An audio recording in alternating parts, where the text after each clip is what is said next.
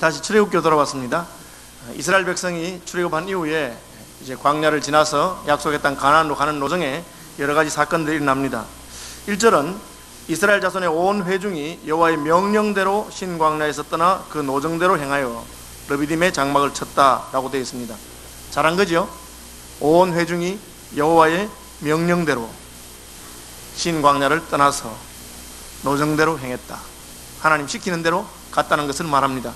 물론 60만 장정과 그 가족들이 많은 숫자니까 한꺼번에 순종하기 위해서는 구름 기둥이 이스라엘과 함께 있었을 것입니다.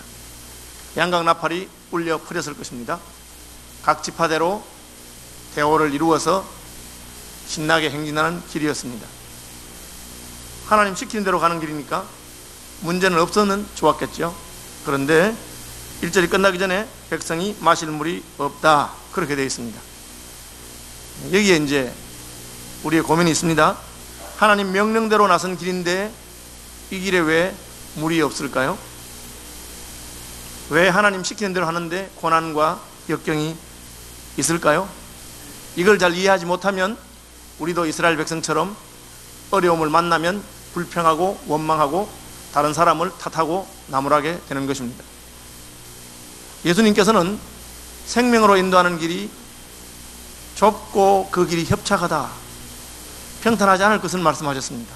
오히려 멸망으로 인도하는 길은 그 길이 넓고 평탄하다, 그렇게 말씀하셨습니다. 찬송가에도 내 주를 가까이 하려 함은 십자가 짐 같은 고생이나, 그렇게 되어 있습니다. 그렇지만 그 길이 생명길 되나니 은혜로다, 그렇게 되어 있습니다. 우리가 생명의 길로 나갈 때 그 길은 반드시 평탄하고 어려움이 없고 그렇지만 않습니다. 하나님의 명령을 따라서 온 회중이 나선 길이지만 그 길에는 물이 없어서 어려움이 있습니다. 왜 그럴까요? 그것이 생명으로 가는 길이기 때문이고 그것이 하나님께서 자기 백성을 훈련시키시는 방법이기 때문에 그렇습니다. 우리 속담에도 젊어 고생은 사서도 한다 하는 말이 있는 것처럼 우리가 천국 가는 것만이 하나님의 목적이 아니라 천국 백성으로 아름답게 다듬어져야 하기 때문에 천국에서 살만한 인격과 성품을 갖추기 위해서 주님 따라 나선 길에는 어려움도 있을 수 있고 고난도 있을 수 있는 것입니다. 만약에 예수 믿고 교회 나오고 나서 인생의 모든 문제가 한 방에 해결이 되고 그로부터는 예수 믿는 사람은 감기도 안 들고 아프지도 않고 아프면 낫고 사업하면 절대 실패하는 법도 없고 세상 사람들에게 존경받고 칭찬받고 점점 승진하고 그렇게 된다면 이 세상에 어느 누가 교회에 나오지 않냐고, 이 세상에 어느 누가 예수 믿지 않으려고 하겠습니까? 그러나 그렇게 되어서는 그가 참으로 하나님을 인정하고 섬기고 믿는 사람인지 그저 복과 편안함과 건강을 추구하기 위해서 교회 오는 사람인지 어떻게 구별할 수 있겠습니까? 그래서 신명기에서는 여호와께서 우리를 광야길로 인도하신 것은 우리를 시험하사 우리가 참으로 하나님을 경외하는지를 살펴보시고 그리하여 마침내 우리에게 복을 주기 위해서라고 그렇게 말씀하고 있는 것입니다. 사탄이 하나님 앞에서 욥을 고소한 내용도 바로 그것입니다. 하나님께서는 욥의 순전한 믿음에 대해서 자랑할 마음이 있습니다. 욥과 같이 순전한 믿음을 가진 사람이 없다, 하나님이 자랑스럽게 말씀하시자 사탄은 아이고 하나님 무슨 말씀하십니까? 이날까지 하나님이 욥에게 주신 축복이 얼마나 많은데 그렇게 축복받고 하는 것마다 잘 되는데 욥이 왜 하나님을 섬기지 않겠습니까? 욥이 하나님을 섬기는 것은 하나님께 받은 복 때문이지 진짜로 하나님을 공경해서가 아닙니다. 그렇게 말했습니다. 그러자 하나님이 아니다, 욥은 중심이 나를 공경하고 사랑하는 사람이다.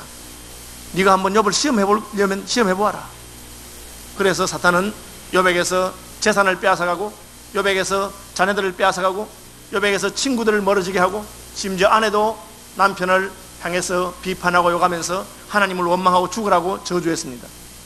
놀라운 사실은 그런 역경 가운데서도 욥은 전혀 흔들림이 없이 주신 분도 하나님이시고 빼앗아 가신 분도 하나님이시니 하나님의 이름이 높임을 받기를 바란다. 내가 어머니 뱃속에서 벗은 몸으로 나왔은즉 빈손으로 돌아간다 한들 하나님 앞에 원망할 것이 없다, 그렇게 믿음을 지켰습니다. 그러므로 하나님께서는 욥을 마음껏 축복하셔도 사탄이 다시는 욥에 대해서 할 말이 없는 것입니다. 하나님께서 우리에게 복을 주실 때뿐 아니라 우리에게 어려움을 주시고 혹은 복을 거두어 간다 하더라도 우리는 전혀 흔들리지 아니하고 오로지 하나님을 붙드는 분들이 되시길 바랍니다. 그래야 마침내 하나님께서 마음껏 우리에게 복을 주셔도 사탄이 할 말이 없는 것입니다. 하나님이 아브라함에게 이삭을 주었기 때문에 그래서 하나님을 잘 섬긴다고 사탄이 얼마든지 참소할 수 있습니다. 그러나 아브라함이 믿음으로 이삭을 하나님께 돌려드립니다. 하나님이 원하실 때 이삭이라도 드립니다. 그 이후로는 사탄이 하나님이 아브라함을 복의 근원으로 만든 것에 대해서 할 말이 없는 것입니다. 우리 인생 살아가는 동안에 좋은 날만 있는 것 아니고 힘든 날이 있고 예수 믿고 난 다음에 어려움이 있을 때 우리는 오히려 그것이 하나님의 더 큰 은혜와 축복으로 향하는 길인 것을 믿음으로 받으시기를 바랍니다. 그러나 많은 경우의 인생들은 하나님 따라 나선 길에 어려움이 있으면 불평하고 원망하게 됩니다. 하나님, 내가 이날까지 예수 믿고 하나님을 섬기고 잘못한 게 뭐예요? 하나님 시킨 대로 했는데 왜 내 인생에 이런 일이 닥칩니까? 그렇게 불평하고 원망하기 쉬운 것이 인생입니다. 아니나 다를까 이스라엘 자손들도 마실 물이 없으니까 2절에 백성이 모세와 다투어 이르되, 모세를 원망하고 모세와 싸우기 시작했습니다. 우리에게 물을 주어 마시게 하라. 모세에게 물을 맡겨놓았습니까? 모세가 모든 백성들을 물을 먹여야 되는 책임이 있습니까? 모세가 이스라엘 백성들에게 르비딤으로 가자고 했습니까? 아닙니다. 하나님께서 이스라엘 백성들을 르비딤으로 이끄셨습니다. 모세는 지도자이지만 자기 마음대로 결정한 것이 아니고 하나님의 뜻대로 하나님이 시키는 대로 순종해서 이스라엘 백성을 이끈 것밖에 없습니다. 사실은 하나님이 이 모든 일의 배후에 계시는 것입니다. 그러므로 원망을 해도 하나님께 하고 불평해도 하나님께 해야 되는데 모세에게 합니다. 왜요? 하나님은 안 보이고 모세는 보이기 때문에. 사실은 하나님께 원망한 것과 똑같습니다. 모세가 그들에게 이르되 너희가 어찌하여 나와 다투느냐? 너희가 어찌하여 여호와를 시험하느냐? 그 말이 그 말입니다. 왜 날 보고 그러느냐? 내가 너희를 이 길로 이끌었느냐? 하나님께서 이끄신 것 아니냐? 그런데 나하고 다투는 것이 하나님을 시험하는 것 아니냐? 너희 말은 하나님이 길을 잘못 이끌었단 말이냐? 하나님이 엉뚱한 길로 우리를 인도한다고 생각한단 말이냐? 그럴 수 있느냐? 우리는 구름 기둥을 따라오고 있고 하나님이 시킨 대로 하고 있지 않느냐? 가는 길이 좀 힘들다고 벌써 하나님을 의심하느냐? 그 말입니다. 여러분, 믿음으로 나선 걸음 돌아설 수 없는 것을 확실히 아시기 바랍니다. 믿음으로 나선 걸음에 어려움이 있다고 해서 하나님을 시험하지 말기 바랍니다. 하나님이 우리를 광야로 이끈다고 한들 그것이 잘못된 길이 아닐 것입니다. 하나님이 우리를 죽음으로 이끈다고 한들 하나님을 시험하거나 의심하지 않는 믿음의 사람들이 되시기를 바랍니다. 사드락과 메삭과 아벳느고는 계명을 따라서 하나님의 말씀을 따라서 하나님 외에 다른 신에게 절할 수 없다고 선포했습니다. 왕이 말하기를 아니 꼭 다른 신을 섬기라는 게 아니고 고개만 숙여서 절하는 척만 해라. 나도 체면이 있는데 이 많은 사람들이 보는 데서 너희가 그냥 고개를 뻣뻣이 들고 있으면 내 체면이 뭐가 되겠느냐? 고개만 숙여라. 그럼 되지 않겠느냐? 아닙니다. 임금님, 우리는 여호와 하나님 외에 다른 신에게는 절할 수도 없고 고개를 숙일 수가 없습니다. 지금 내가 용광로를 달구어 놓고 극렬히 타는 불불 가운데 절하는 놈은 다 죽인다고 했는데 내가 꼭 내 손으로 너희를 죽여야 되겠느냐? 임금님, 우리가 섬긴 하나님께서 저 용광로 가운데서도 우리를 건지실 줄로 저희는 믿습니다. 말이 되는 소리를 해라. 평소 같은 도 아니고 평소보다 7배나 더 뜨거운데 어떻게 너희를 살린단 말이냐? 설사 하나님이 살린다고 믿어도 그렇지 하나님이 안 살리고 죽으면 너희만 억울한 게 아니냐? 어떻게 되려고 하느냐? 그때 유명한 믿음의 고백이 나옵니다. 그리 아니하셔도 저희는 믿습니다. 왜? 그 길이 하나님께서 가라고 한 길이기 때문에 그 길에 어떠한 결과가 나타나든지 우리는 하나님께 대한 신뢰를 흔들리지 않겠다 하는 것이 사드락과 메삭과 아벳느고의 믿음이었습니다. 우리가 이런 믿음의 사람이 되면 얼마나 좋겠습니까? 그렇지만 많은 경우에 우리는 이스라엘 백성같이 하나님이 시키는 대로 하고 내가 믿음을 따라서 나가고 하나님 말씀에 순종해서 갔는데 이 일이 내가 원하는 대로 이루어지지 않으면 불평하고 원망하고 다른 사람을 책망하고 나무라게 되는 게 인생입니다. 이것을 기록해 놓은 목적은 우리가 그런 인생인 줄 알아서 자기를 돌아보고 조심해라 하는 것입니다. 누구 책임입니까? 책임이 아닙니다. 모세의 책임도 아니고 하나님께서 이 길을 통해서 역사하고자 하는 바가 있다는 것을 믿으시기를 바랍니다. 그래서 돌아가신 옥하는 목사님은 고난을 변장하고 오는 축복이라, 앞에서는 모르지만 그 뒤를 가보면 사실은 축복이다, 그렇게 말씀하셨어요. 고난을 통해서 우리는 기적을 경험하게 되고 홍해가 가로막혀 있었기 때문에 바다가 갈라지는 것을 볼 수 있게 된 것입니다. 이스라엘 백성들은 모세를 원망하고 지도자를 원망합니다. 지난번에 신광야에서 먹을 것이 없을 때 하나님께서는 모세의 강구를 통해서 만나와 메추라기를 주었습니다. 그날 아침에는 만나가 안 내렸겠습니까? 그날 아침에도 만나가 내렸을 것입니다. 아침에 금방 기적을 경험하고 물이 없으니까 불평하게 되는 것입니다. 불평하고 있는 그 순간에도 하늘의 뜨거운 태양빛을 가리는 구름 기둥이 없었겠습니까? 여전히 구름 기둥이 있습니다. 그러나 받은 은혜는 기억하지 못하고 없는 것만 가지고 불평하는 것이 인생입니다. 제가 선교사님들의 보고를 들어보면 기가 막힌 일들이 많은데, 방글라데시에서 사역하는 한 선교사님이 이런 말 하세요. 방글라데시에서 성탄절에 자기들이 그 이웃 주민 가난한 사람들에게 쌀이 주식이니까 쌀을 한 봉다리씩 수십 수백 봉다리를 만들어서 집집마다 밤새도록 돌렸습니다. 그러니까 성탄절이니까 주님 오신 날이라고 이렇게 돌렸어요. 밤새도록 돌리고 이제 새벽이 돼서 자기 집에 돌아왔는데, 자기 바로 옆집에 그 주인 아저씨가 그거 나와 있더라는 거예요. 자기 생각에, 야, 내가 밤새도록 돌린 걸 알고 고맙다는 말을 하려는가 보다, 그렇게 생각하고 있는데, 다 돌리고 오니까 그 옆집 아저씨가 손을 탁 내밀더래요. 그 쳐다보니까 쌀만 주면 어떻게 하냐, 반찬값도 달라, 그렇게 하더래요. 그래서 그냥 너무너무 미운 생각이 나고 막 그런 마음이 들었다, 그런 이야기 하더라고요. 감사할 줄 모르는 백성이죠. 감사할 줄 몰라요. 아직 죽었습니까?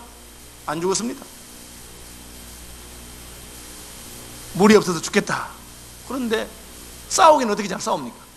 힘이 남아있어서 원망할 힘도 있고 싸울 힘도 있습니다. 아직 죽지 않았죠. 끝났습니까? 아직 안 끝났습니다. 그런데도 많은 인생들이 원망하고 불평합니다. 원망하는 것이 옳지 않은 것은 그것이 문제를 해결할 수도 없고, 그것이 하나님의 방법도 아니고, 시간이 지나고 보면 그것이 옳은 것도 아니고 불필요한 것이었던 것이 드러나기 때문에 그렇습니다. 백성이 원망하기 시작하니까 점점 원망이 깊어지는데, 3절에 당신이 어찌하여 우리를 애굽에서 인도하여 내어서 우리와 우리 자녀와 우리 가축이 목말라 죽게 하느냐. 이게 뭡니까? 막말입니다. 막말이 뭡니까? 부부싸움 하다가 화가 나니까 내가 괜히 니하고 결혼했다. 여러분, 그런 말 하면 안 됩니다. 화가 나도 끝까지가 막가자는 거 아니겠어요? 그럼 어떻게? 괜히 결혼했으면 헤어지잔 말이에요. 이거 지금 물론 그 남자 만나서 잘 먹고 잘 살 줄 알았는데, 아니 살다 보니까 좀 고생할 수 있겠죠. 당신 잘못도 아니고 하나님이 우리를 이 길로 인도했으니까 좀 더 우리 허리띠를 조르고 힘써서 삽시다, 열심히 삽시다, 그렇게 말하면 얼마나 좋겠어. 그런데 이제 모세를 보고 원망하다가 화가 나니까 왜 우리를 애굽에서 인도하여 냈어? 왜 우리를 인도하여 냈어? 그곳에 있으면 좋았다고. 그곳에 있는 게 좋습니까? 뭐가 좋습니까? 우리와 우리 자녀와 애굽에 있으면 자녀들이 삽니까? 사내 아이가 태어나면 나일 강물에 던지라고 했는데 애굽에 있으면 아들들이 다 죽어요. 그렇게 몇 세대만 지나면 이스라엘 백성은 민족이 없어지는 것입니다. 그런데 까마득하게 잊어버리고 채찍질 밑에서 피라미드를 지으면서 고생하던 것이 좋았다고 불평하고 원망하는 어리석은 짓을 하게 되는 것입니다. 여러분 잘 기억하시기 바랍니다. 우리도 다르지 않아요. 우리도 마찬가지입니다. 교회에서 충성하고 열심히 하다가 조금 어려움이 닥칩니다. 그러면 갑자기 원망이 생깁니다. 나를 전도한 사람이 원망스럽고, 그 사람이 날 전도 안 했으면 좋았겠어요? 예수 안 믿고 지옥 가면 좋았겠습니까? 목사님이 원망스럽고, 목사가 무슨 잘못했어요? 하나님 말씀대로 살아야 했는데 그 말씀대로 사니까 어려우니까 괜히 목사 시키는 대로 해서 내가 고생한다고.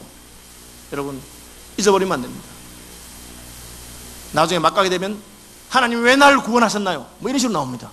그럼 구원하지 말았으면 좋겠습니까? 놀라운 사실은 모세가 회중들과 다투지 않았다는 것입니다. 여러분 볼 때도 기가 막힌 말 하면 화가 나죠. 그래서 그 사람을 대적해서 다투는 사람이 있는데 대적할 필요가 없습니다. 불쌍히 여기시기 바랍니다. 혹시 아내가 남편 보고 내가 왜 너 같은 인간하고 결혼해서 이런지 모르겠다 하거든 불쌍히 여기시기 바랍니다. 어째 내 마음과 똑같노? 나도 왜 너하고 결혼했는지 모르겠다. 그런 말 하면 안 됩니다. 예. 모세는 원망할 게 없겠어요? 누가 내 따라오라 하더나? 얼마든지 할 수 있습니다. 내가 너희 보고 오라 했나? 하나님이 오라 했지. 모세도 하나님께 원망할 수 있습니다. 하나님, 내가 안 한다 안 합니까? 80이 넘었는데 왜 늙은 나를 불렀어요? 백성들이 목마르다고 합니다. 너희만 목마르나 나는 더 목마르다. 젊은 것들이 그래 참을성이 없나? 나는 나이가 80이야. 얼마든지 말할 수 있습니다. 그렇지만 모세는 그렇게 하지 않았습니다. 그것이 문제가 해결되는 방식이 아니거든요. 내가 더 고생한다거나 네가 더 잘못했다거나 그게 무슨 문제 해결이 되겠습니까? 목이 마를 때 어떻게 해야 됩니까? 하나님께 나가야죠. 그래서 모세는 4절에 모세가 여호와께 부르짖었다라고 되어 있습니다. 이게 너무 쉬운 거예요. 너무 쉬운 것 같은데 실제는 어려워. 왜? 딱 위기가 닥치면 기도할 생각이 안 나. 어려움이 닥치면 하나님께 부르짖을 생각이 안 나. 불평, 불만, 원망, 미운 놈 생각만 나는 거예요. 저 인간 때문에 내가 고생한다, 그 생각이 드는 거죠. 여러분, 원망하지 말고 기도하는 분들이 되시길 바랍니다. 원망하지 말고 하나님께 부르짖으시기 바랍니다. 그 안희숙 사모님, 죽으면 죽으리라 안희숙 사모님은 기도하다가 응답이 안 되면 소리내서 기도하라 그렇게 말했어요. 왜? 성경에 보니까 부르짖으면 하나님이 들어준다 그랬다. 너는 내게 부르짖으라, 내가 내게 응답하겠고, 그런 말이 있으니까 기도하다가 잘 안 됐거든 그냥 막 부르짖어 버리라, 뭐 그렇게 말씀하시더라고요. 어쨌든 모세는 스트레스를 하나님한테 가서 풀었습니다. 하나님한테 가서 부르짖은 거죠. 여러분, 울어도 하나님 앞에 가서 울고 부르짖어도 하나님 앞에 가서 부르짖는 분이 되기를 바랍니다. 왜요? 하나님, 이 백성들이 까뜩하면 나한테 돌 던지겠습니다, 그렇게 말했어요. 돌을 들고 온다는 거예요. 이스라엘 백성들은 아주 다혈질입니다. 오늘날도 여러분 전 세계에서 제일 다혈질인 사람이 누굽니까? 무슬림들 아닙니까? 그 아라비아에 있는 사람들 다 한 족보예요. 그 사람들은 무슨 무함마드에 대해서 뭐 좀 못하겠다 하면 그냥 온 백성이 들고 일어나가지고 일도 없는가 봐. 그냥 모여가지고 그냥 막 대모하고, 저는 기가 막혔다고. 그래 뭐 아니 남의 모습을 하든 간에 실없는 놈이 있구나 하고 그 말만 되는데 그게 안 되는 거예요. 그러니까 이건 조심스러운 거예요. 그죠? 무슨 만화만 하나 잘못 그래도 그냥 난리가 납니다. 신문에 기사만 하면 나오면 난리가 납니다. 그렇죠? 그러니까 이스라엘 백성들이 다 극과입니다. 같은 민족적인 어떤 그 문화적인 그 배경이 있어요. 그러니까 막 어떻게 하면 돌을 들어 죽이려고 하는 거예요. 여호와께서 모세에게 응답하셨습니다. 모세야, 알았다. 그리고는 이스라엘의 장로들을 데리고 호렙산의 그 바위 위에 오라, 그렇게 했습니다. 내가 만나주겠다. 장로들을 왜 데려갑니까? 백성의 대표지요. 백성들의 대표로서 장로들은 백성들의 분위기라든지 백성들의 결정에 휩쓸리지 아니하고 하나님의 뜻을 따라서 백성들을 인도할 책임이 있는 사람들입니다. 그래서 장로들을 불러서 장로들과 함께 호렙산 반석에 갔습니다. 반석을 치라. 하나님이 서 계신 그 반석을 치자 바위에서 물이 나왔습니다. 그렇죠. 바위에서 왜 물이 나왔을까? 저는 잘 모르는데, 제가 저희 교회도 이렇게 지하수 뚫는 것과 관련되는 그런 직업 하시는 분이 있어요. 그래서 제가 물 얼마나 뚫어야 됩니까? 물으니까 참 답이 재밌더라고요.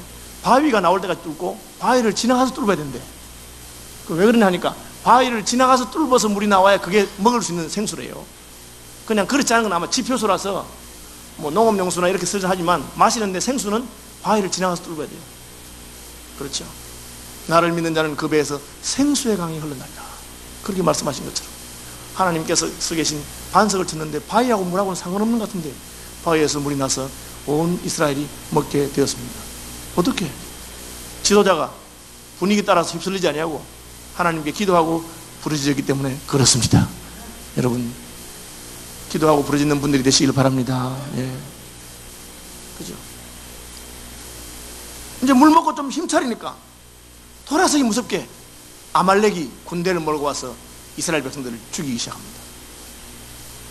이게 광야길이라고 하는 것이 한 문제가 해결됐다고 끝나는 게 아니고 한 문제가 해결되면 또 다른 문제가 나는 것입니다. 여러분, 그것이 인생길인 줄 알고 계시면 됩니다. 그렇죠? 자식 대학 보내놓으면 문제가 끝납니까? 그러면 취직 때문에 골치 아프죠. 취직하고 나면 끝납니까? 결혼시켜야죠. 빚내서 결혼시키고 나면 어떻게 됩니까? 그 다음엔 또 이제 며느리하고 시어머니하고 싸워야죠. 문제가 끝이 없는 겁니다. 이게 무슨 문제가 끝이 있겠습니까? 그냥 그러려니 하면 되는 거예요. 물 겨우 구해놨더니만 이제 누가 아말렉이 싸우러 왔어요. 아말렉은 에돔의 후예들입니다. 에서의 후예들입니다. 다시 말하면 이스라엘하고 친척이에요. 원수가 내 집안 식구라고 하더니만 사실 남도 아니에요. 친척인데 이스라엘이 가나안 땅으로 가는 것을 눈꼴 시에서 못 보고 공격해 옵니다. 그것도 르비딤에서 공격해 온 것은 신광야를 떠나서 르비딤쯤 오면 그 사이에는 물이 없기 때문에 목이 말라서 기진하고 맥진하고 힘든 것을 알고 공격해 온 거예요. 못됐죠. 상대방 어려울 때 와서 그냥 상대방 눌러서 괴롭히는 사람이 있습니다. 그렇게 한 거예요. 아말렉에 이스라엘 공격한 것은 하나님의 구원 역사를 대적한 것입니다. 개인적으로는 야곱이 미울 수가 있어요.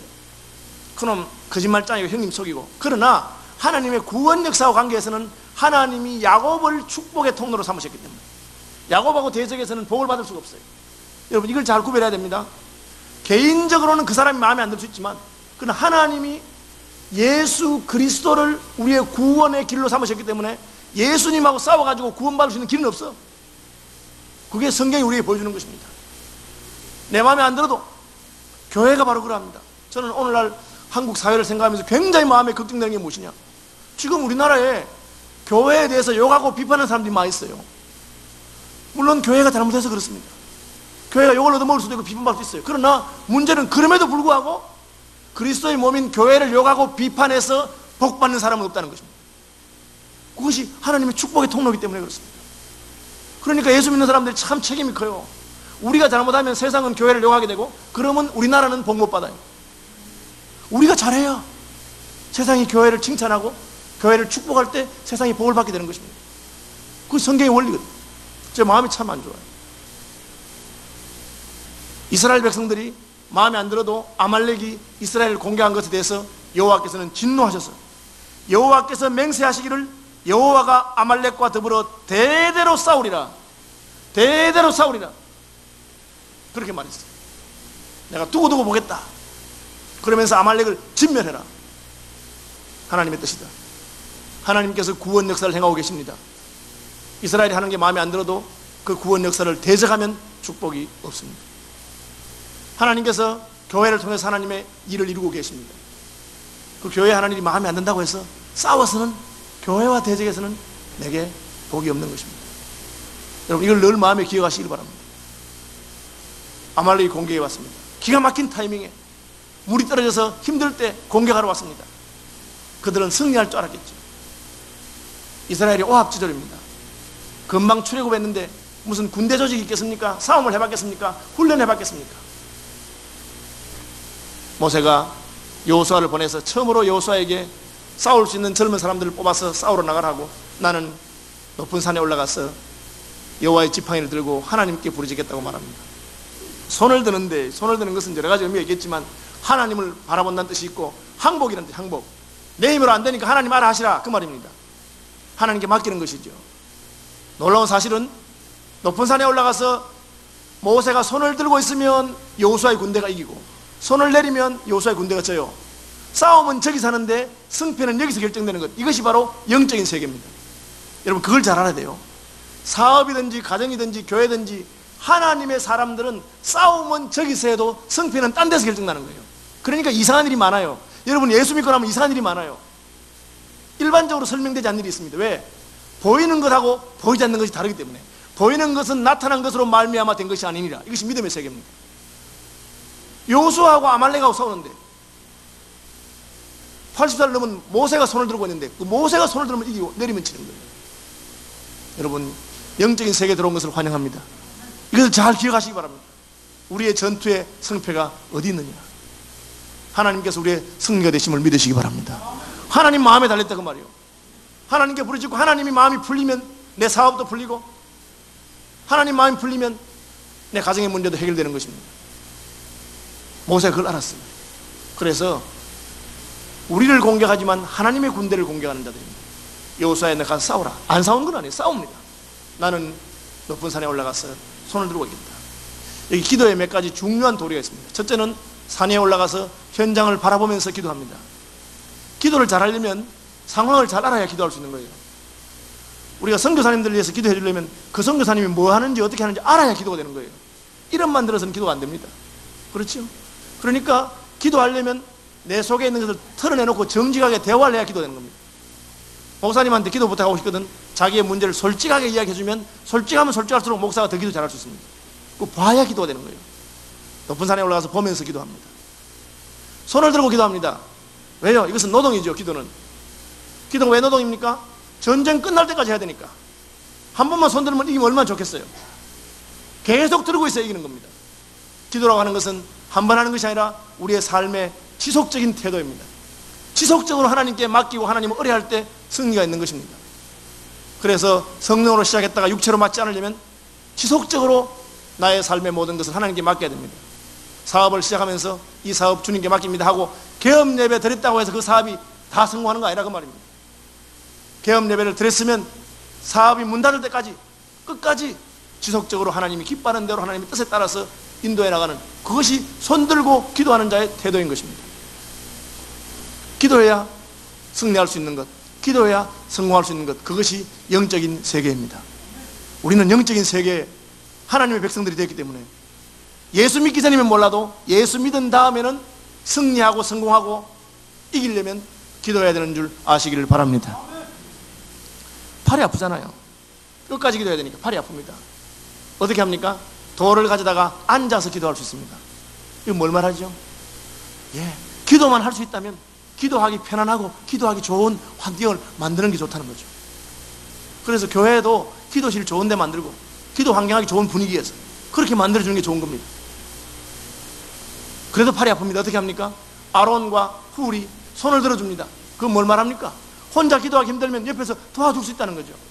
그래서 혼자 기도하는 것보다는 기도하는 팀이 있어서 합심해서 기도하는 것이 훨씬 효과적입니다. 여러분, 별 사람 없어요. 혼자 결심하면 하다가도 한 며칠 지나가면 잘 안 되는 게 인생입니다. 그러나 같이 기도하는 동지가 있어서 함께 기도하기 시작하고 서로 기도하는 것을 점검하고 도와주면 훨씬 더 잘 기도할 수 있습니다. 신앙생활 수십 년 했는데도 기도하는 동지가 없는 분들은 자신을 심각하게 반성하시기 바랍니다. 문제가 있으면 내가 즉각 연락하기만 하면 나를 위해서 지속적으로 반복적으로 끝까지 기도해 줄 그런 동지들을 가지시길 바랍니다. 왜요? 거기에 우리의 영적인 전쟁에 승패가 있는 것입니다. 제일 좋은 건 누굽니까? 부부죠. 부부가 합심해서 기도하는 건 참 기쁜 것입니다. 그러니까 저도 문제가 있으면 제일 먼저 집사람하고 나눕니다. 이런 기도 제목이 있는데 부부가 같이 합심해서 아침 저녁으로 기도하기 시작하면 달라집니다. 가족이죠. 가족들이 모여서 가정 예배 드리면서 합심해서 기도합니다.